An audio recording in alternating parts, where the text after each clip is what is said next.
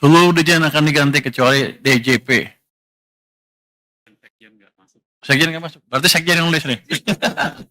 Lu yang nulis lu. Yang pertanyaan kedua untuk saya ya. Wacana pembentukan Badan Penerimaan Negara BPN masih ada di RKP evaluasi. Apakah pembentukan BPN akan dieksekusi tahun ini? Ini oleh Maulana Investor Trust. Mana orangnya?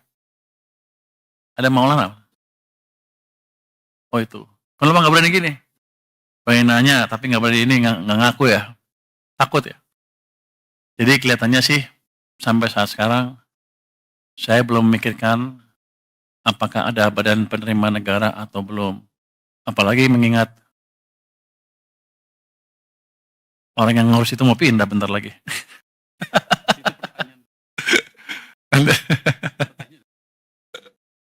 nanti ada tanya Pak. Jadi belum ya Mbak. Tapi itu tergantung nanti perintah presiden seperti apa. Tergantung hasil diskusi saya dengan presiden seperti apa. Tapi untuk sementara sih kalau saya lihat sih belum perlu sampai kita semuanya sudah stabil. Yang jelas kita akan optimalkan dulu pendapatan dari bea cukai maupun pajak.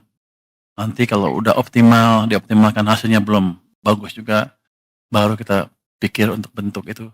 Tapi sekarang sih belum saatnya. Masih ada kelemahan-kelemahan di sistem baik pajak maupun bea cukai yang bisa diperbaiki. Jadi dengan desain yang ada saya mau lihat kalau dijalankan dengan optimal berapa kenaikan cukai maupun pajak kita. Kalau itu masih terlalu rendah, baru kita berpikir ke arah sana. Tapi rasanya sampai sekarang belum. Yang ketiga, apa kebijakan quick win dari Pak Menkyu untuk memperbaiki performa penerimaan negara termasuk penerimaan pajak yang belakangan masih terkontraksi. Oh, yang pertama ya, penerimaan pajak terkontraksi karena ekonominya tumbuhnya lebih lambat dibanding perkiraan. Kalau di ruang keempat, Oktober, November, Desember masih keburu ya, dengan pemberian stimulus tadi. Ini siapa sih? Surya Bisnis Indonesia. Mana Surya? Oh, kamu lagi? Kamu Maulana kamu juga? Sebelumnya. Jangan-jangan itu karena nama. Jadi, saya sih optimis ketika nanti impact dari kebijakan kita melonggarkan kondisi likuidasi sistem, itu harusnya Oktober, November, Desember akan tumbuh cepat ekonominya. Itu yang pertama, otomatis pajaknya juga akan lebih baik. Jadi saya naikin pendapatan bukan dengan menaikkan tarif, tapi mendorong aktivitas ekonomi supaya pajak saya lebih besar. Anda juga nggak kerasa bayarnya, kira-kira. Tapi kalau ekonominya tumbuh kenceng kan, Anda bayar pajaknya happy, ya kan? Itu yang kita kejar. Yang kedua, kita punya list 200 penunggak pajak besar. Itu yang sudah inkrah. Kita mau kejar yang eksekusi, itu tagihannya sekitar 50-60 triliun rupiah. Dalam waktu dekat, ini akan kita tagih, dan mereka nggak akan bisa lari.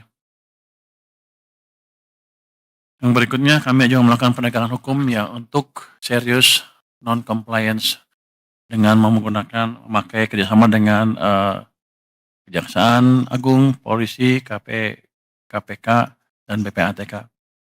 Terusnya ada pertukaran data juga dengan kementerian lembaga untuk mempermudah kami menarik pajak ya. Kemudian Cortex. Tadi saya minta Dirjen Pajak untuk tulis. Di sini nggak ada Cortex. Kenapa nggak ditulis? Pada dasarnya saya akan lihat Cortex seperti apa. Keterlambatan di Cortex akan kita perbaiki secepatnya dalam waktu 1 bulan harusnya bisa. Itu IT, problemnya IT. Nanti saya bawa jago-jago IT dari luar yang bisa memperbaiki itu dengan cepat. Terus untuk cukai, kan kemarin saya ngomong tentang cukai rokok itu ya. Kami sudah panggil tuh marketplace seperti apa?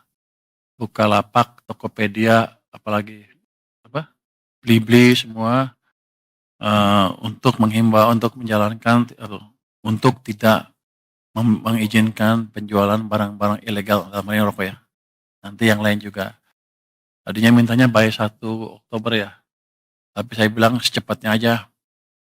terus nanti mulai ada, kan udah kedeteksi siapa-siapa yang jual, kita akan mulai tangkepin. Jadi yang masih mau jual harus harus berhenti, jangan jangan jual lagi. Itu saya harapkan bisa mengurangi konsumsi rokok ilegal. Kami juga akan cek ke ini ya, supplier bukan di situ aja, di warung-warung katanya ada juga per toples murah gitu ya, kita akan cek. Yang jelas teman-teman tolong sebarkan bahwa siapapun yang jual ilegal, rokok ilegal di tempat mana, saya akan datangin secara random. Eee, yang lain lagi adalah, itu kan kalau kita import ada jalur hijau ya, jalur hijau biasanya nggak diperiksa tuh, nggak tahu rokok ilegalnya masuk lewat situ apa enggak.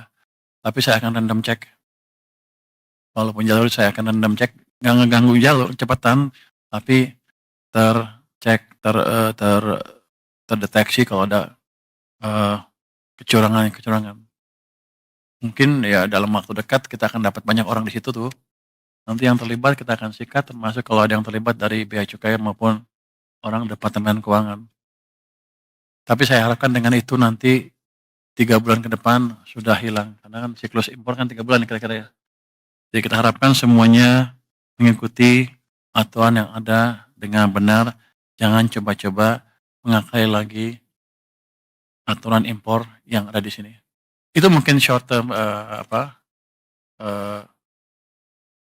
quick win yang akan kita desain dalam waktu 1 bulan ke depan. Terima kasih.